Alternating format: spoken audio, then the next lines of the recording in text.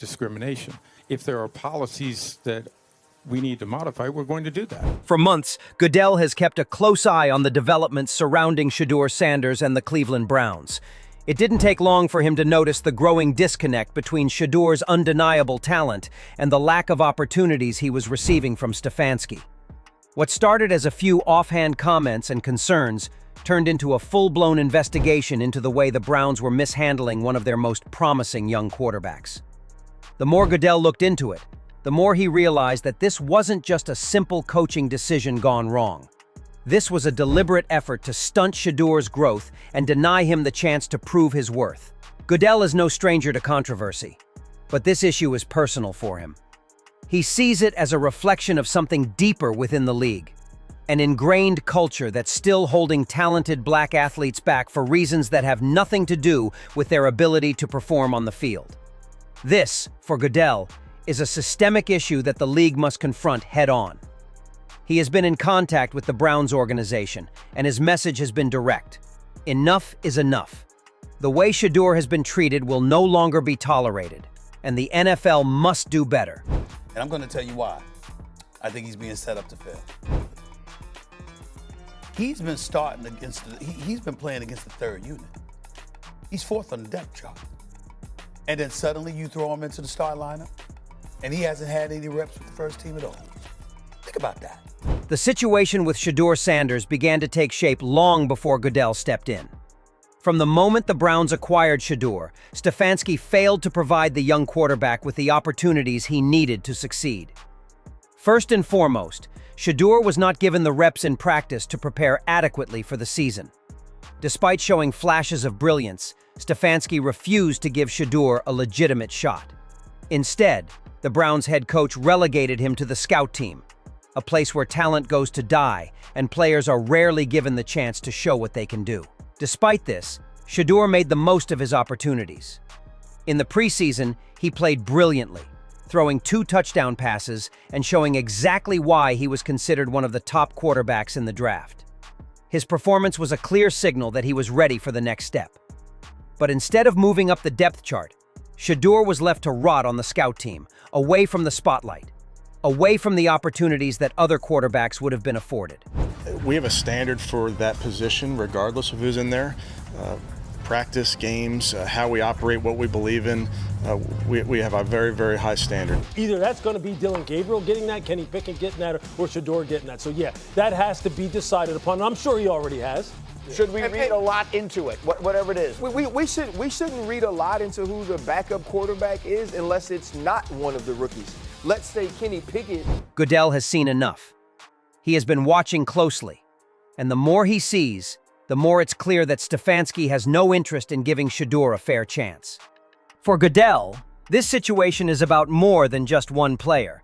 It's about the broader issues of race, opportunity, and fairness in the NFL. Goodell sees this as a crucial moment to strengthen his leadership within the black community, a community that has long been the backbone of the NFL's success, but has faced systemic discrimination for decades. Goodell knows that if the NFL is to live up to its values of equality and fairness, then it must do more than just talk the talk. It must walk the walk. That's why, in this case, he's making sure his actions speak louder than words.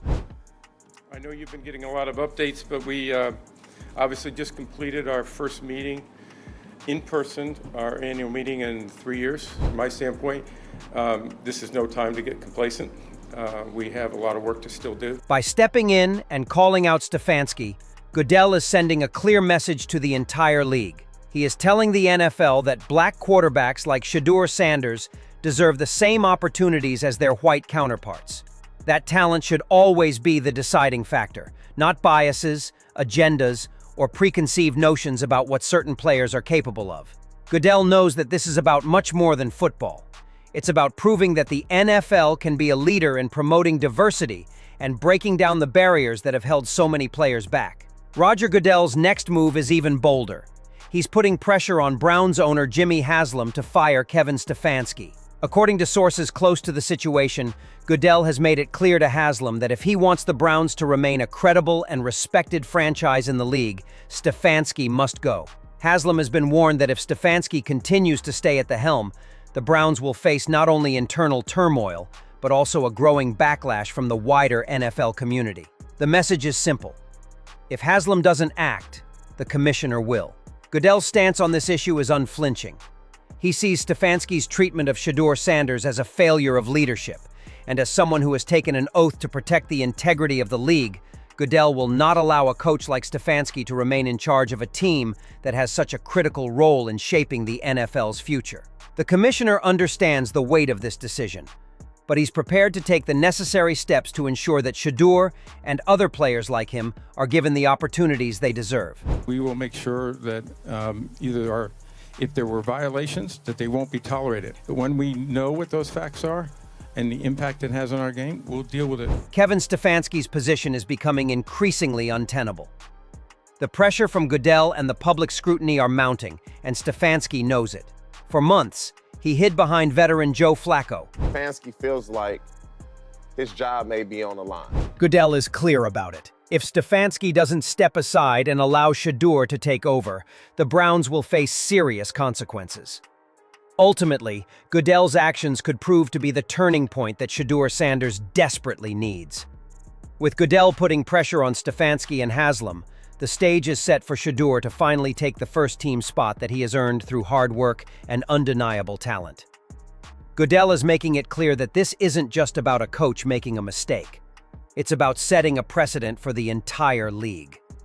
Goodell's intervention is not only about righting the wrongs that have been done to Shedeur Sanders, it's about ensuring that no player, regardless of race or background, is ever denied the chance to prove themselves because of hidden biases or political agendas. By taking action, Goodell is sending a message to the entire league that fairness, integrity, and opportunity will always take precedence over hidden motives and outdated thinking. In the end, this situation is bigger than just Shedeur Sanders. It's about the future of the NFL and its commitment to creating a league that truly embodies the values of diversity and equality. Roger Goodell knows that this is a moment of reckoning for the league, and he's not going to let it pass without ensuring that justice is done. What do you think of Roger Goodell's bold move to call out Stefanski and pressure the Browns to give Shedeur Sanders the chance he deserves? Do you agree with Goodell's stance on fairness and diversity in the NFL? Or do you think Stefanski should be given more time to prove himself? Let us know your thoughts in the comments below. We'd love to hear from you. And if you enjoyed this video, don't forget to hit that like button, subscribe to our channel for more updates, and turn on notifications so you never miss out on the latest NFL news and insights.